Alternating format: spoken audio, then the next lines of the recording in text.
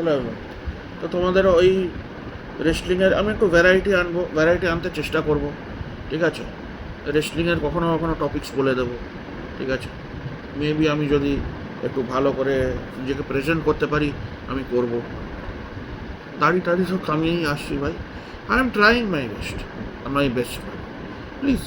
এত করলে তোমাদের, you show your love, I will try better, to do better, ঠিক আছে?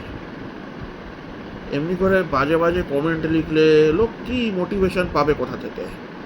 লোক কি মোটিভেশন পাবে? লোক তো ডিমোটিভেট হয়ে বেরিয়ে যাবে। যেমনি তোমরা লেখো, ওরে বাবা, ইউ জাজ a person best on what? Best on how the look. কেউ কেউ লেখে, কেউ কেউ কমেন্ট করে তোমার অ্যাবাউট মাই লুকস, ইয়ে about my what ever, body shaming করে। কেউ কেউ লিখেছে আগের ভিডিওতে। আরে বাবা, তোমরা নিজেদের দেখো ভাই। আর আমি জিমও করতাম, আর আমার ফেক বডি ছিল না। ওই যে বলিউড সেলিব্রিটিদের তোমরা দেখো না, ফেক বডি নিয়ে এই ফটোশপ করে দেখায়। আমার ফেক বডি ছিল না। আমি কোনোদিন অ্যাবস ট্রেনিং করিনি।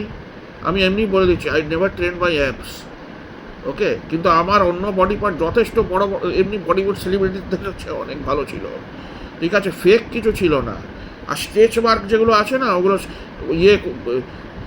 এক্সারসাইজ করার পর বেরিয়ে গেছিলো।